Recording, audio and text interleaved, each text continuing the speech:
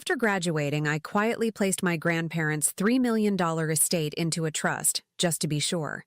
My name is Aurora Lane. I'm 26. I'm an environmental lawyer. And I'm the granddaughter who learned silence is strategy. They showed up at my door last Sunday, smiling too wide. Mom with her signature lemon cookies, Dad with his fake charm. My sister Danielle, dressed like she was about to negotiate a stock merger. We just wanted to talk about Grandma and Grandpa's estate, Dad said. His voice dipped in syrup. They hadn't called me once in over a year, but I knew exactly why they were here. They thought I was still the quiet, obedient daughter who'd nod and sign anything they put in front of me. They didn't know the papers were already signed, just not the ones they wanted. Before I tell you how everything flipped, like and subscribe. Drop a comment, where are you watching from? The knock on my apartment door was soft at first, then firm. I was stirring my coffee, looking out at the city waking up. Sunday mornings used to be quiet for me, a time to reset. Not anymore. I already knew who it was. My stomach tightened. It always did when they were near. I opened the door, and there they were.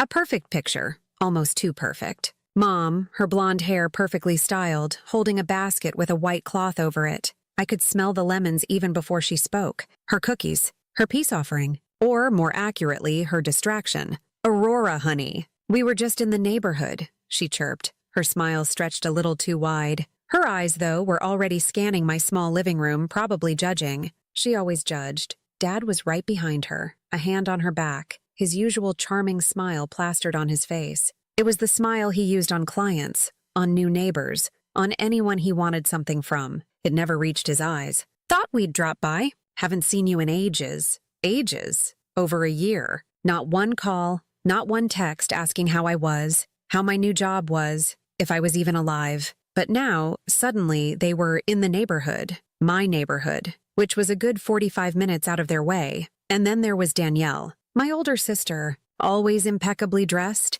even for a casual Sunday visit. Today, it was a crisp white blazer and tailored pants. She looked like she was heading to a board meeting, not her little sister's apartment. Her expression was sharper, less fake than Mom and Dad's. She didn't bother with the niceties. Her eyes went straight to mine, a calculating glint already there. Mind if we come in? Dad asked, stepping forward slightly, already pushing the door open a bit wider. I stepped back, letting them in. The familiar scent of their expensive perfume and cologne filled my small space, making it feel even smaller. Mom immediately went to my tiny kitchen counter, setting down her cookie basket. I brought your favorite, sweetie. My favorite. She hadn't made them for me in years. She made them for people she wanted to impress. Or manipulate. They all settled onto my couch, which was really only meant for 2 people. It felt cramped, like them, taking up all the space. I remained standing. It felt safer. So, Dad began, adjusting his tie, even though he wasn't wearing one. It was a habit, a nervous tick. We just wanted to talk about Grandma and Grandpa's estate. His voice was smooth like syrup, as the outline said, but it was thin too, transparent. Danielle nodded, a slight knowing smirk on her face, as if this was a plan they had all rehearsed. And I was the unsuspecting audience. It's been, 2 years now? Mom added, feigning a sigh, a sad expression quickly replacing her wide smile. Such a difficult time. We've all been through so much. My eyes narrowed just a fraction. We had all been through so much? They hadn't been through anything except the inconvenience of losing an inheritance they felt entitled to. I was the one who had actually lost something. People. My grandparents. The 2 people who loved me unconditionally. I looked at them. Really looked. They sat there, a united front of avarice and entitlement. They truly thought I was still the same Aurora, the quiet girl who always kept her head down, the one who never spoke up, the one who would just do what she was told. They thought I was still the quiet, obedient daughter who'd nod and sign anything they put in front of me. They didn't know the papers were already signed, just not the ones they wanted. The silence in the room stretched, heavy and thick. I took a slow breath, letting it out quietly. They were waiting for me to say something, to ask what papers, to act confused. But I wasn't confused. Not anymore. Okay, I said, my voice calm, even to my own ears. What about it? Their faces shifted subtly. Surprise, then a hint of annoyance. They expected me to be more eager, more pliable. Dad cleared his throat. Well, you see, sweetheart, with your name still involved in some of the paperwork, it's just making things a little complicated. Complicated how? I asked, keeping my gaze steady on his. I didn't blink. Danielle leaned forward, cutting in. Look, Aurora, we know you loved Grandma and Grandpa. We all did. But this has dragged on long enough. Mom and Dad need to get access to their inheritance. It's what's rightfully theirs. My inheritance. They never once thought of it as my inheritance. Even though my name was, as Dad said, involved. Mom finally spoke again, her voice a little softer, more persuasive. Your father and I just want to finalize everything. It's a lot of responsibility, honey. For you, I mean. With the estate still technically in limbo, it's a burden. We just want to take that burden off your shoulders. A burden. That's what they called my grandparents' legacy. A burden. I felt a coldness spread through me. It wasn't anger yet. It was something deeper. A resolve. I knew exactly what they wanted. They wanted me to sign away any lingering claim I might have. To make it easy for them. To make me disappear from the equation. They had no idea. I walked over to the small bookshelf by the wall, pulling out a thick, leather-bound journal. It was Grandpa's. I'd been reading through his old entries, his thoughts on the ocean, on life. It always brought me peace. Now holding it, I felt a different kind of strength. I turned back to them. Their smiles were fading now, replaced by impatience. So, I said, my voice still even, "You're here because you want me to sign something?" Dad nodded quickly, too quickly. Yes, exactly. Just some final papers. Standard procedure. He even pulled a manila envelope from under his arm. Always prepared, always ready for the easy path. I just looked at the envelope. I didn't need to see what was inside. I already knew. They truly believed I was still the girl they could walk all over. The girl who was too soft, too emotional, too naive to understand their schemes. But I wasn't that girl anymore. Not since their true colors had shown themselves. Not since my grandparents had left me with a final, quiet task. I took another breath. The lemon cookies sat untouched on the counter. The scent, once comforting, now felt like a lie. It's already done, I said, my voice clear and steady. The words hung in the air, dropping like small stones. Mom's smile flickered. Dad's brow furrowed. Danielle's smirk vanished completely. What's done, Aurora? Danielle asked, her tone sharp, suspicious. I just offered them a small, tight smile, the kind that didn't reach my eyes, the kind that said, you have no idea. The papers? I said. They're already signed and finalized. Their faces went blank for a moment, trying to process, trying to catch up. They expected me to be a step behind. I was already 10 steps ahead. Then the confusion started to set in. A tiny crack in their confident facade. But we haven't presented anything for you to sign yet, Dad stammered, his fake charm finally cracking. No, I agreed. You haven't, but I have. I watched their expressions, the slow dawning realization that something was very wrong, that their plan, whatever it was, had already been derailed. By me, the quiet one, the invisible one. This was just the beginning. They didn't know the half of it. They didn't know the quiet war I had been waging. A war for my grandparents' memory, for their legacy, and for myself. This visit, the one they didn't see coming, was just the prelude. The real story, the one where they learned just how much I had changed, was about to unfold. 2 years ago, the world shifted on its axis for me. My grandparents, the anchors of my life, passed away within months of each other. First Grandma, then Grandpa.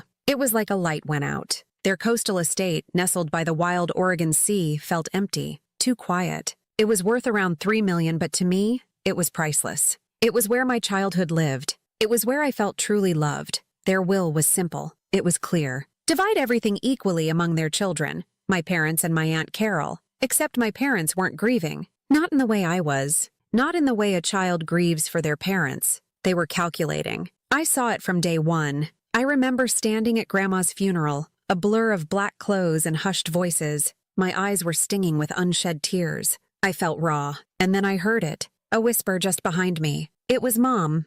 That old house could really use some upgrades. A modern kitchen, maybe an infinity pool overlooking the ocean. It would fetch a fortune. She wasn't whispering to herself. She was whispering to Dad, and he was nodding, a thoughtful, almost hungry look on his face. This was before Grandma was even in the ground, before the funeral flowers even had a chance to wilt. It shocked me to my core. I couldn't believe what I was hearing. It felt disrespectful. It felt cold. They were talking renovations, buyers, and profit. Not about Grandma, not about the memories, just money. A few weeks later, at Grandpa's memorial, it was the same, maybe worse. They were already openly discussing selling, like a business deal, like they were real estate agents, not grieving children. The market's good right now, Dad said, nursing a drink, a grim smile on his face. We could probably get a decent offer quickly. Aunt Carol seems to think we should hold on to it for a bit, Mom said, her voice laced with impatience. But she's always been so sentimental. She rolled her eyes slightly. I stood there, listening to them, feeling a deep ache in my chest that had nothing to do with grief. It was betrayal, a sickening feeling that started in my gut and spread. They were stripping away the sanctity of everything. They'd already forgotten who actually took care of my grandparents in their final years. It was me, Aurora. It wasn't Mom, who drove them to their doctor's appointments twice a week, even when it meant a 3-hour round trip from my college town. It wasn't Dad, who sat for hours, patiently listening to Grandpa tell the same fishing stories again and again, pretending it was the first time. It wasn't Danielle, who made sure Grandma had her specific bland diet meals, or who helped her shower when her arthritis flared up. It was me. I was the one who drove them. I was the one who cooked for them, making sure they ate well. I was the one who handled their taxes, their bills, their endless paperwork. I learned how to do it all. They trusted me. They trusted me because my parents were too busy with their careers, too busy with their social lives, too busy to care for the people who had given them everything. I practically lived at that estate during my last 2 years of college, driving back and forth, balancing my studies with their needs. My grandparents were getting older, frailer. They needed more help, and my parents were nowhere to be found. "Aurora's so good with them," Mom used to say to her friends, a proud smile on her face. Such a caring granddaughter. But it wasn't out of a pure heart. It was because I was useful. I was a tool, a free caregiver, a means to an end. I remember a conversation with Grandma just a few months before she passed. We were sitting on the porch watching the waves crash. "Your parents, they have their own lives," she said softly, patting my hand. Her voice was weak, but her eyes were sharp. "But you, my dear, you have a good heart. You truly see us," I think she knew. Even then, she knew the difference between true love and obligation. My parents saw me as the dutiful granddaughter, easy to manipulate. They saw my kindness as a weakness, something they could exploit. They never truly saw me as a person with my own feelings, my own struggles, my own heart. I was just the one who could be counted on, the one who would do the dirty work. And now, with my grandparents gone, their usefulness for me was over. Or so they thought. The estate, their home, their sanctuary, was just a financial asset to my parents. A number on a balance sheet. A potential profit. Nothing more. This was the beginning of the betrayal. It wasn't a single dramatic moment. It was a slow, creeping realization. A cold, hard truth that settled deep in my bones. My parents, my own family, saw me as nothing more than a convenient accessory, a means to their own selfish ends. And they were about to find out just how wrong they were. The official paperwork for the estate arrived a few weeks after Grandpa's passing. It was a thick envelope, official-looking, filled with legal terms and forms. My parents called me over to their house, not to comfort me, not to share memories, to get me to sign. Mom laid the stack of papers on their polished dining table. It was already set up, a pen waiting next to a highlighted section. She called it a formality. "Just sign where I tell you, honey," she said, her voice sweet, almost sickly so.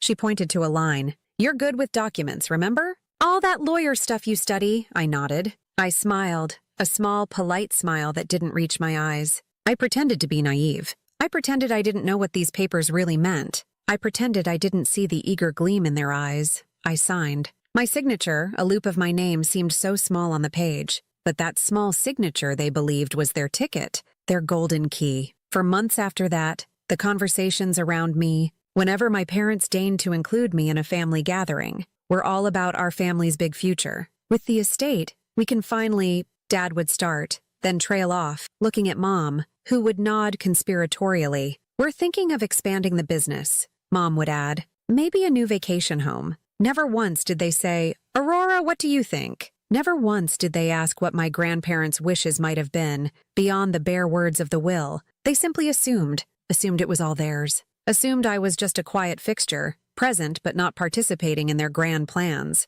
They talked about our family's big future, not realizing they'd never included me in it. Not truly. I was just a ghost in the background, a silent listener. One night I was staying at their house for a rare weekend visit. I had gone to bed but couldn't sleep. I got up for a glass of water and heard their voices, low and murmuring, from the kitchen. I paused at the top of the stairs. It wasn't intentional eavesdropping. It was just, I couldn't help but hear. "She's so easily managed." Mom's voice floated up, light and dismissive. "Aurora's the kind of girl who'll never question us. She'll do exactly what we tell her. Always has." Then Dad's voice, a chuckle. "That degree was a good investment then. Keeps her busy, keeps her quiet. And she owes us for her education anyway." My blood ran cold. I stood frozen on the stairs, the words piercing through me like tiny, sharp needles. She owes us for her education. The irony of it all hit me like a physical blow, a wave of nausea, a burning sensation behind my eyes. They really thought they had paid for my education.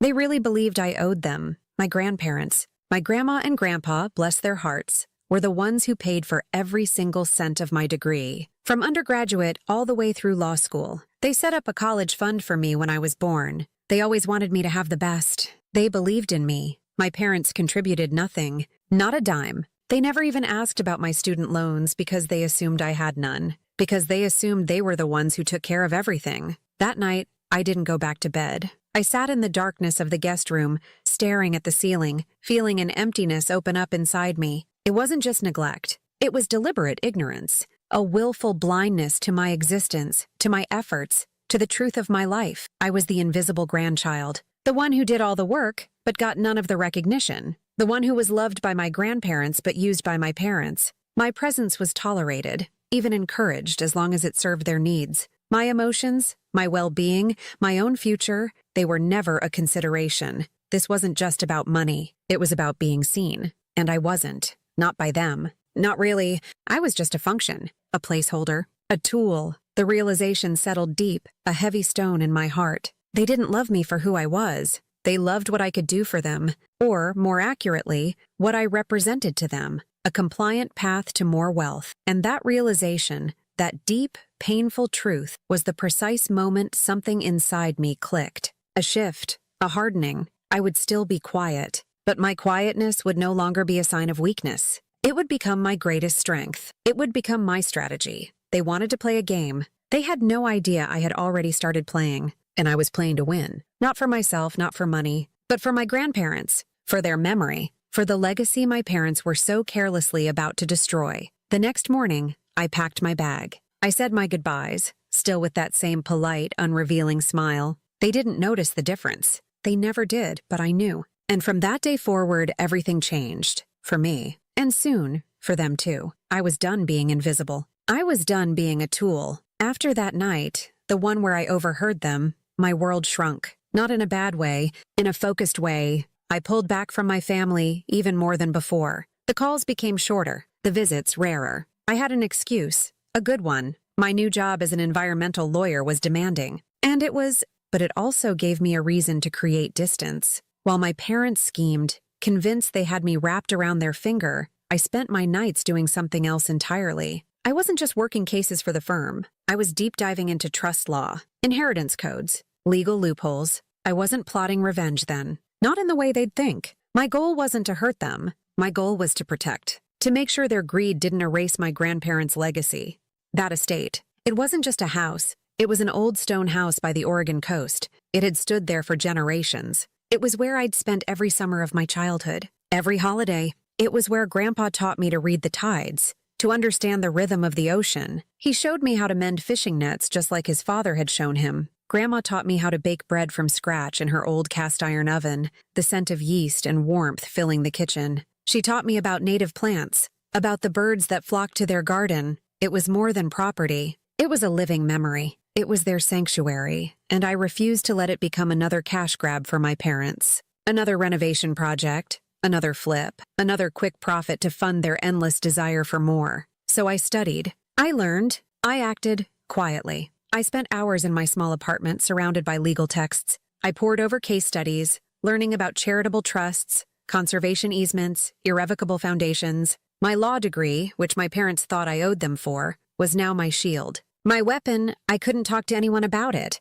Not my friends, not even Aunt Carol, who I knew was also quietly upset by my parents' behavior, because I knew deep down that the moment I spoke a word, my parents would find out, and they would stop at nothing to prevent me from doing anything. They would twist my words, accuse me, perhaps even try to take legal action against me. So, silence. It became my constant companion. It was lonely sometimes, carrying this secret, knowing what I was planning, while they were oblivious. They would occasionally send me a text, something like, "Still waiting on the estate, Aurora. Any news?" And I would reply with a vague, professional-sounding response about legal processes or administrative delays. Each reply felt like a small act of defiance, a quiet victory. The house itself, the estate, was my sanctuary too. After Grandpa passed and before the legal limbo truly set in, I spent a lot of time there. Just me. I'd walk the beach, feel the cold spray of the Pacific, and talk to them. My grandparents. I won't let them ruin it. I'd whisper to the wind, my voice carried away by the roar of the waves. I promise. It wasn't just a promise to them. It was a promise to myself, to the little girl who had found refuge and love in that house, to the young woman who was tired of being overlooked and underestimated. Every night after a long day at work, I would eat a simple dinner, then sit down at my desk, opening up my textbooks and my laptop. The glow of the screen became my only light in the darkness. I read until my eyes blurred. I cross-referenced legal codes. I drafted documents, deleting and revising, making sure every word was perfect, every clause airtight. I learned that an irrevocable trust, particularly a charitable one, was the strongest form of protection. Once the assets were in it, they were out of reach, forever. And if I was the trustee, I could ensure it was managed exactly as my grandparents would have wanted, for the good of the community, for the protection of the environment. Their values, my values. The solitude became a kind of strength. It forced me to rely only on myself, to trust my own judgment, to build my own resolve. The quiet between the lines of those legal documents wasn't empty. It was filled with purpose. It was filled with my quiet determination. My parents, in their arrogance, thought my silence meant compliance. They thought my quiet nature meant I lacked the will to fight. They thought I was too soft, too emotional to understand the real world of money and assets. They saw a victim. They didn't see the lawyer. They didn't see the granddaughter who was ready to fight for her past. They just saw the tool, but tools can be sharpened. And I was sharpening myself, quietly, in the dark, preparing for the moment when I would finally put their schemes to an end. The moment when my quiet actions would speak louder than any of their words. The night before the will was set to be finalized by the state, I drove out to the estate. It was late. The moon was a sliver, hiding behind clouds, and the winding coastal road was dark, illuminated only by my headlights. The ocean's roar grew louder with every mile. I needed to be there. One last time, before the final decision.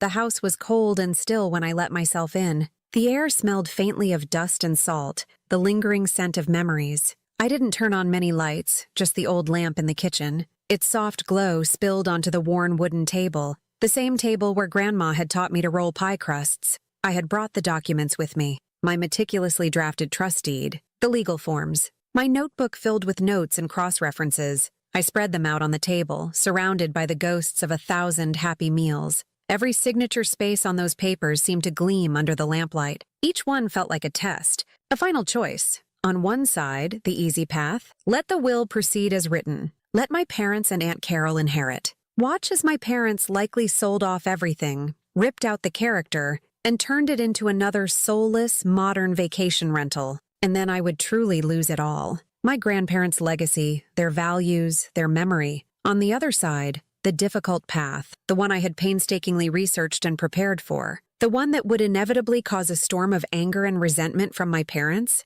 but the one that would honor my grandparents. I sat there for hours just staring at the papers. My hand hovered over the signature line for the charitable trust. My stomach churned with a mix of fear and resolve. This wasn't a game. This was real. This was final. I thought about Grandma and Grandpa. I pictured Grandpa, his weathered hands showing me how to tie a knot for a fishing lure, his deep voice explaining how the health of the ocean mattered more than any single catch. I remembered Grandma, her quiet strength, her love for the wild beauty of their garden, her firm belief that we had a responsibility to leave things better than we found them. Their values weren't about money. They were about stewardship, about giving back, about community. And my parents? Their values were about profit, about personal gain, about forgetting the past to get more in the present. The choice, when I truly faced it, became crystal clear. It wasn't about defying my parents. It was about honoring my grandparents. It was about protecting something sacred. That's when I made my decision. The midnight decision.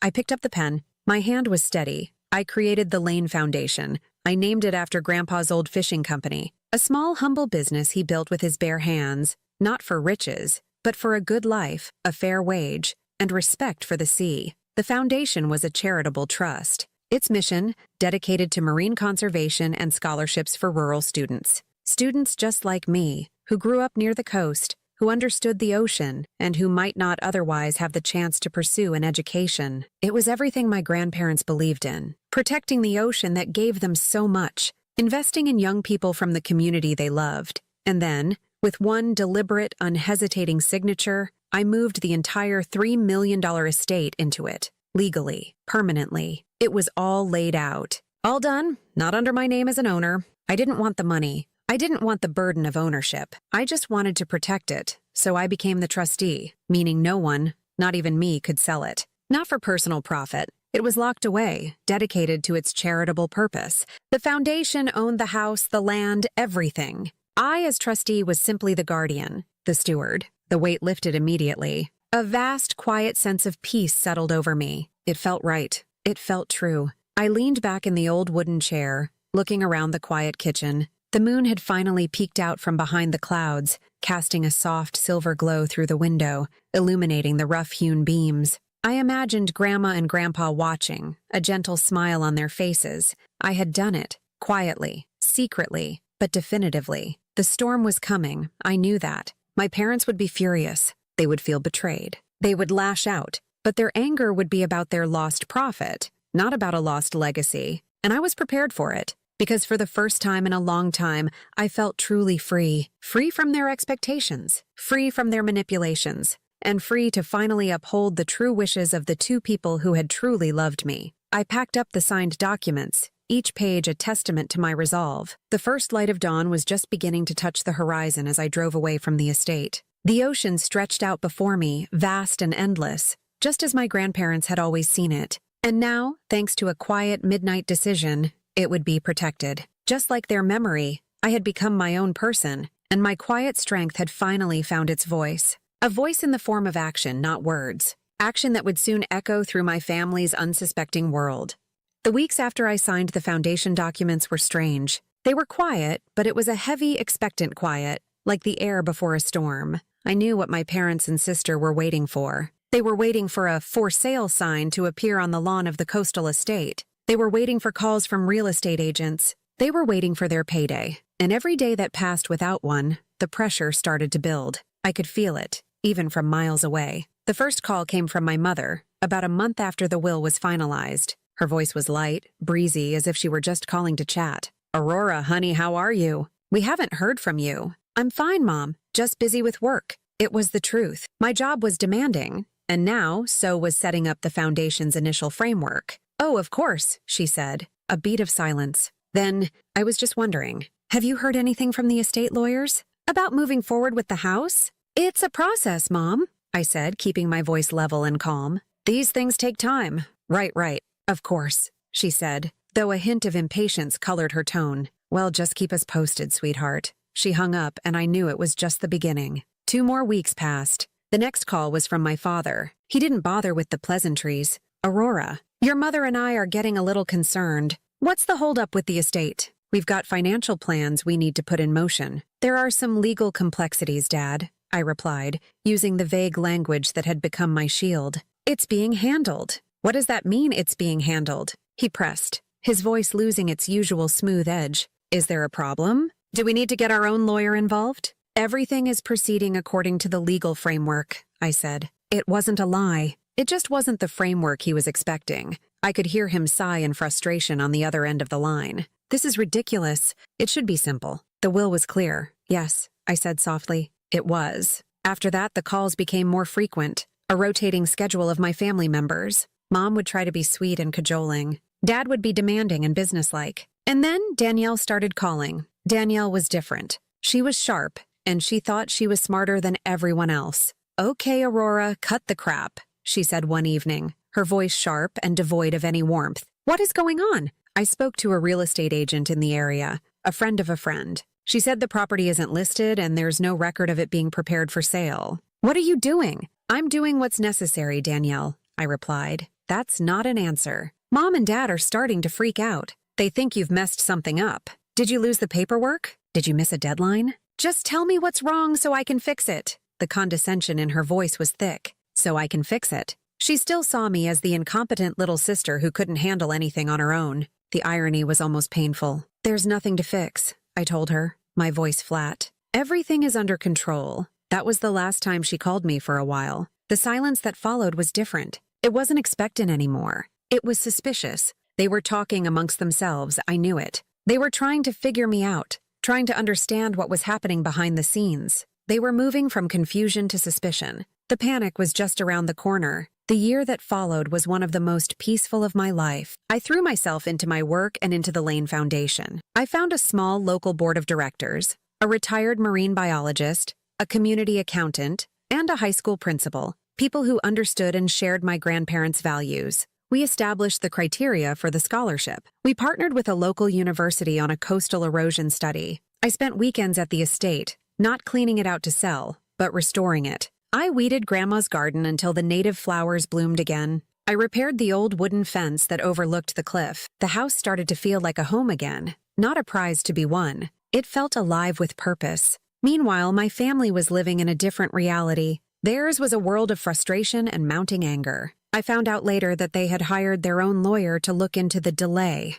The lawyer, of course, hit a brick wall. The estate wasn't in probate anymore. The ownership had been transferred. But to whom? He couldn't get a clear answer, because private foundation records aren't as public as a simple property sale. Their confusion turned to panic when they tried to move forward with their plans anyway. My father had apparently pre-sold a business expansion based on his expected inheritance. Danielle had put a down payment on a luxury condo. They had spent money they didn't have, all based on the arrogant assumption that the $3 million was already theirs. The breaking point for them came when a developer they had been speaking with, someone they had promised a prime piece of coastal real estate, did his own research and came back to them. The Lane property? He had told my father, "Sorry, that's off the market. Permanently. It's owned by some kind of environmental foundation now." The ground had fallen out from under them. That's when they decided they had to see me, in person. They couldn't intimidate me over the phone. They couldn't get a straight answer. They believed that if they could just get in a room with me,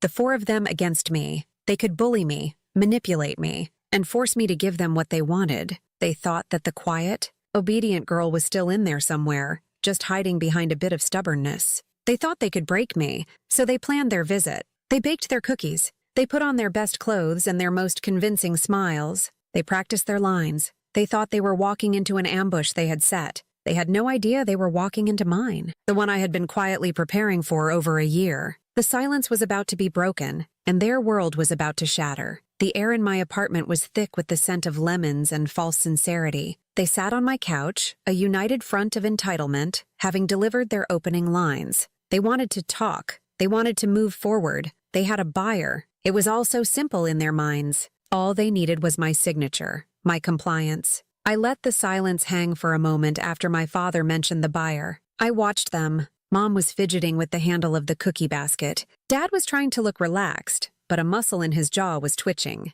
Danielle just stared at me, her eyes narrowed, trying to read me like a legal document, searching for a loophole. "You have a buyer?" I asked, my voice dangerously calm. "A very motivated one," Dad said, leaning forward, sensing a breakthrough. "A developer. He's offering top dollar. It's a fantastic opportunity for the family, Aurora. For all of us. For the family." The words were a bitter pill. They had never considered me part of the family, not when it truly mattered. Mom chimed in, her voice soft and pleading. "We know this is hard for you, honey, letting go of the house. But it's what's best. Since your name is still on some of the old paperwork as an executor, we just need you to sign off so we can finalize the sale and split the profits fairly." Fairly? I repeated the word, letting it echo in the small room. It sounded foreign coming from her lips. What did they know of fairness? I took a slow sip of my coffee, my movements deliberate. I set the mug down on the coaster on my coffee table, the ceramic making a soft, definitive click. Their eyes followed my every move. They were on edge, waiting for the final act of their play, the part where I caved. Then I reached for the simple manila folder that was sitting on the end table beside my chair. It had been waiting there all morning. "Then you should probably see this first," I said, my voice even. I slid the folder across the coffee table. It stopped right in front of my father. He looked at it, then at me, a flicker of uncertainty in his eyes. He hesitated. Danielle, ever impatient, snatched it up. Her perfectly manicured fingers opened the clasp. She pulled out the 3 pages inside. Her brow was furrowed in concentration as she began to read. The room was utterly silent, except for the faint hum of the refrigerator and the sound of my own steady breathing. I watched Danielle's face. It was like watching a statue slowly crack. The confident smirk she always wore began to fade. Her lips parted slightly. Her eyes, which had been sharp and calculating, now looked wide and confused. She read the first page, then quickly flipped to the second, then the third. "What is it?" my mother asked, her voice a nervous whisper. Danielle didn't answer. She just kept staring at the paper, her face growing paler. She looked up at me, her expression a mixture of disbelief and dawning horror. This says the estate belongs to a foundation," she finally gasped, the words coming out choked. "Correct," I said simply. I didn't raise my voice. I didn't need to. The words on the paper were screaming for me. The Lane Foundation, named after Grandpa's company. My father grabbed the papers from Danielle's trembling hands. His eyes scanned the lines, his face turning from confusion to a deep, mottled red. I could see the moment he understood. The moment the legal, notarized, irreversible truth of it all crashed down on him. "What the hell is this, Aurora?" he snarled, the syrupy charm completely gone, replaced by raw, ugly anger. He waved the papers in his hand. "The Lane Foundation for Marine Conservation? Scholarships? What is this joke?" "It's no joke," I replied, my gaze unwavering. "It's Grandma and Grandpa's legacy. Protected." The word protected hung in the air, an accusation. Protected from what? From whom? The answer was sitting right there on my couch. Mom's hand flew to her mouth. Her eyes filled with tears, but they weren't tears of grief. They were tears of rage and loss. The loss of money. The loss of the future she had so carefully planned for herself. "You mean, you gave it away?" she whispered, her voice trembling. "You gave away our inheritance?" I looked at her, at the woman who had seen me as a tool, who had dismissed my grief, who had plotted to sell my grandparents' memory to the highest bidder. And I felt nothing but a cold, clear certainty. I took a breath and delivered the line I had held inside me for 2 long years. The truth that had fueled every late night of studying, every moment of quiet defiance. "No," I said, my voice clear and steady, cutting through her manufactured sorrow. "I saved it from you." The silence that followed was absolute. It was the sound of their world breaking, the sound of their greed hitting a wall of solid, unmovable truth. They had come here for a signature. They had walked away with a revelation. They thought I was a pawn in their game. They had just discovered I was the one who had changed all the rules. The quiet revenge was complete. The folder on the table had done its work, and the real storm was just about to begin. The silence in the room finally shattered. It was my father who broke it, his voice rising to a roar that seemed too large for my small apartment. "You had no right," he shouted, slamming his fist on the coffee table. My coffee mug jumped, sloshing brown liquid onto the wood. He was on his feet now, his face contorted with a fury I had never seen before, not directed at me. "Actually, I did," I said calmly. My lack of reaction seemed to fuel his anger even more. I remained seated, a pillar of stillness in the chaos he was creating. Grandpa made a change to his will a few months before he passed. A codicil. He named me the sole executor of the estate. Their faces went blank. "A codicil? You're lying!" Danielle hissed, finding her voice. "We would have known. The lawyers would have told us." "They did tell you," I corrected her gently. "It was in the initial document packet. A single page right at the back. You probably thought it was just another standard form. You were so focused on the total value of the assets that you didn't bother to read the fine print." I remembered the moment I saw it. I had been going through my grandparents' files, organizing things after the funeral, and I found his copy. A handwritten note was clipped to it. "For Aurora. She'll know what to do." My grandfather had seen them. He had known what his own children were capable of, and he had trusted me, not them, to protect what he and Grandma had built. He had given me the key, and my parents, in their greed and carelessness, had handed it to me without a second thought. "As executor," I continued, my voice taking on the steady, measured tone of a lawyer presenting a case, "I was given the legal authority to manage the final distribution of the assets. The will stated the estate was to be divided among the heirs, but it gave the executor discretion on the method of that distribution to best honor the spirit of their legacy. So I honored it. I created a foundation that will do good in their name, forever. Something that selling it for a quick profit never would have." Mom finally broke down. She started to sob, but it was a harsh, ugly sound. It wasn't the sound of a grieving daughter. It was the wail of a child who had just had their favorite toy taken away. "How could you do this to us, Aurora?" she cried, her words muffled by her hands. "To your own family? After everything we've done for you? We paid for your education. We gave you everything." The old lie, the one that had stung so deeply that night on the stairs. This time it didn't hurt. It just felt pathetic. "No, you didn't," I said, my voice cutting through her sobs, sharp and clear. You never gave me a dime for my education. Grandma and Grandpa paid for every single cent of it. They set up a fund for me the day I was born.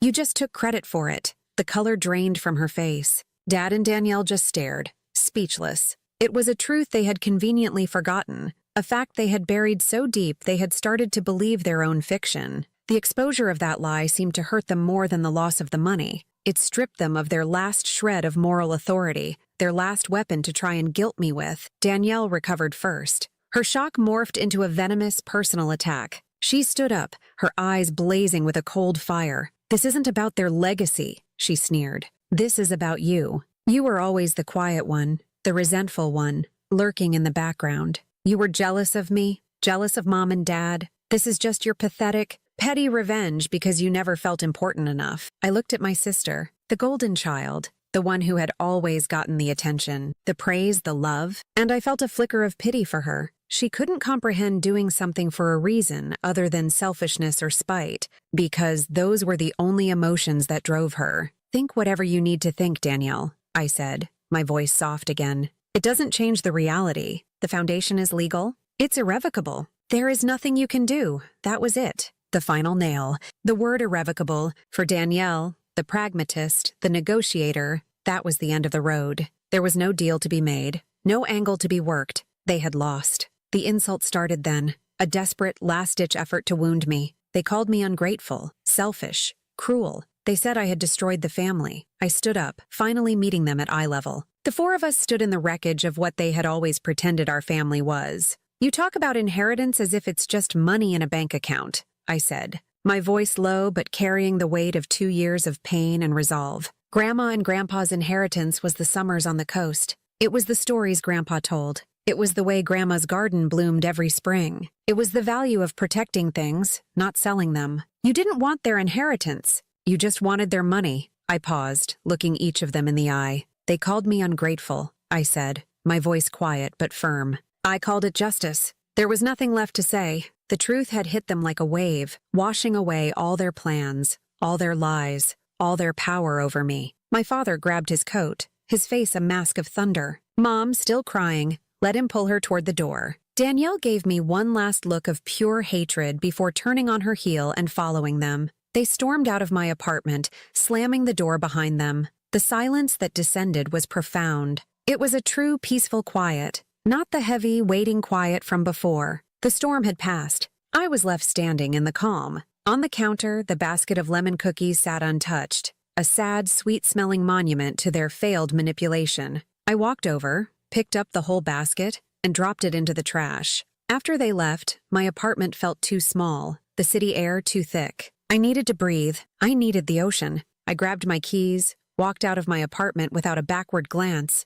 and started the long drive to the coast. The further I drove from the city, the lighter I felt. The gray concrete and sharp angles of the buildings gave way to the towering green pines and rolling hills of the Oregon countryside. The sky opened up, vast and silver with the promise of rain. With every mile, I felt like I was shedding a layer of skin, leaving behind the anger, the confrontation, and the weight of my family's greed. I was driving toward myself. When I finally turned onto the winding coastal highway, the familiar scent of salt and damp earth filled my car. The roar of the Pacific was a low, constant hum, a sound that had been the soundtrack to the happiest moments of my life. It was the sound of coming home. I pulled into the gravel driveway of the estate. The old stone house stood exactly as it always had, sturdy and steadfast against the wind. It didn't look like a $3 million asset. It looked like a place where people had lived and loved for generations. A small, tastefully carved wooden sign stood near the entrance, simple and clear, the Lane Foundation for Marine Conservation. Seeing it there, real and solid, sent a wave of profound peace through me. I walked inside, and the house welcomed me. Everything smelled of cedar and salt, and the faint, lingering scent of my grandmother's wood polish. It was clean and cared for, but not sterile. It felt lived in, filled with a new kind of purpose. The old furniture was still there, the worn armchair where Grandpa used to read, the faded floral sofa. But now, the large dining table was covered with marine charts and research papers from the university partnership. The bookshelves were filled with textbooks on conservation alongside Grandma's old novels. I walked through the house and out the back door, toward the garden. It was blooming again, a riot of color even under the gray sky. A local gardening club, funded by a small grant from the foundation, had taken it on as a project, cultivating the native plants my grandmother had so lovingly planted. It was more beautiful than I had seen it in years. I stood on the cliff's edge, looking out at the churning gray-green sea. The tide was high, and the waves crashed against the rocks below, sending plumes of white spray into the air. The wind whipped my hair around my face, and for the first time since my grandparents had passed, I felt a sense of pure, unburdened joy. I had done it. I had kept my promise. Back inside, I sat at Grandpa's old desk in the study overlooking the ocean. A small stack of mail was waiting for me. Bills for the foundation, a newsletter from a local conservation group, and a single handwritten envelope. I opened it. The letter was from a young woman, the first recipient of the Lane Foundation scholarship. She was a freshman at Oregon State, studying marine biology. Her letter was simple, heartfelt, and powerful. "Dear Ms. Lane," she wrote, "I don't know how to thank you for this opportunity. I am the first person in my family to go to college. I grew up just down the coast from here, and I've spent my whole life exploring the tide pools and watching the fishing boats. The ocean is in my blood, just like it was for your grandfather. Because of your family's foundation, I get to turn that love into a career. I get to study the thing I care about most in the world. I visited the estate last week just to see it. It's a beautiful place. I promise I will work hard. I'll make you and your grandparents proud. I'll make sure the ocean you loved stays protected for everyone. Sincerely, Sarah Jenkins." I held the letter in my hands, my vision blurring with tears. But these were not tears of anger or sadness. They were tears of gratitude. This was the validation. This was the legacy. It wasn't in a bank account. It was in the future of a young woman like Sarah. It was in the protected coastline, in the research being funded, in the garden blooming for the community to enjoy. I stood by the window, holding that letter, and looked out at the vast, wild sea. The rain had started to fall, gentle and cleansing. I felt my grandparents there with me, not as ghosts, but as a quiet, steady presence. A feeling of love and approval that I had never truly gotten from my own parents. I hadn't acted out of vengeance. I had acted out of love. I hadn't destroyed a family. I had preserved a legacy. My family had made their choices, chasing a fortune that was never theirs to begin with. I had made mine. I had chosen to build something that would last, something good. And in the quiet peace of that house by the sea, I knew, with every fiber of my being, that I had chosen right. Power doesn't always roar. Sometimes protecting what you love isn't a loud, angry battle. It's quiet, it's calculated, and it's final. I didn't ruin my family. They ruined themselves chasing money that was never meant to be theirs in the first place. Their own greed was their downfall. I just built something stronger in its place. If you've ever been underestimated, if you've ever been told you're too quiet to fight back, subscribe, like, and tell me where you're watching from. Because quiet people don't stay silent forever. Sometimes, they just wait until the ink is dry.